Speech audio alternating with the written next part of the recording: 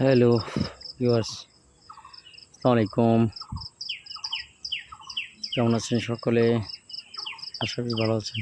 আলহামদুলিল্লাহ আমি ভালো আছি। তো গ্যাসটার আরও 2-3টা ভিডিও আমি আগেও আপলোড করছি।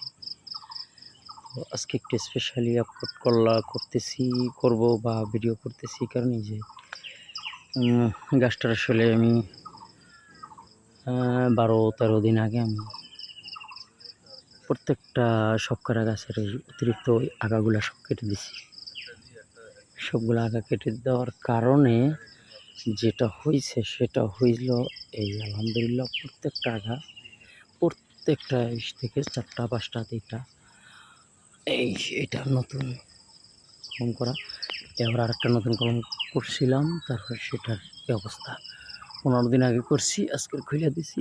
এটা ইনশাল্লাহ টিকে গেছে, ওই আগা ছাড়িয়ে দিছে এই প্রত্যেকটা জায়গা থেকে, এবং কোনো জায়গা থেকে ওই মাঝখান থেকে ওই, তো সব কিছু মিলিয়ে একটা অন্যরকমের একটা বিষয়। আর তো এটা যেমন আমার একটু গাছের বা আমার একটু ছোটো কাজের, আর আমার একটা পুরান একদম ছোট একটা আম, একদম ছোট একটা গাছের লাটিমের চেয়েও ছোটো হয় হয়তো আমটা। তো এই গাছটাকে এখানে যে লেভেলে, যে পর্যায়ে আল্লাহর রহমতে গাছটাকে আমি সব ভালো জাতের মাধ্যমে যেটা হয়েছে, সেটার পরে আবার কাইটা দেওয়ার পরে আজকের আবার যেটা ডালপালা নিয়ে নতুন করে যেভাবে দেখছি, তাতে আলহামদুলিল্লাহ শুকর যে ইনশাআল্লাহ এটা আমাকে অনেক উদ্বুদ্ধ করতেছে। এটা আমাকে অনেক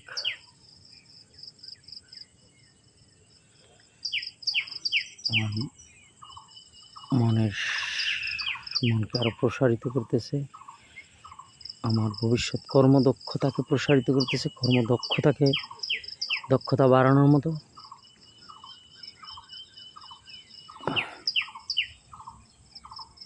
চিন্তা চেতনা তৈরি হচ্ছে আমার ভিতরে, এবং এটা আমি অনেক এনজয় করতেছি। এবং ইনশাআল্লাহ আমার বিশ্বাস, আমি দৃঢ়তার সাথে আমি বিশ্বাস করতেছি যে এই সফলতাটুক আমার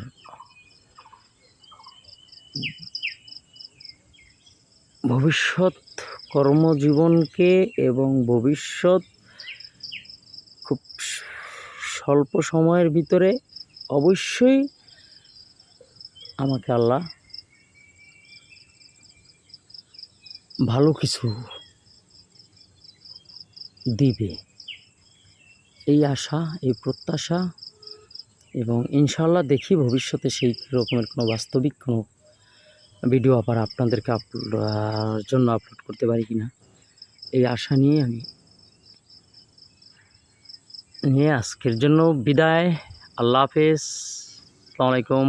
ভালো থাকবেন, সুস্থ থাকবেন, এই প্রত্যাশায় আমি। আসসালামু আলাইকুম রহমতুল্লাহি ওয়া বারাকাতুহু।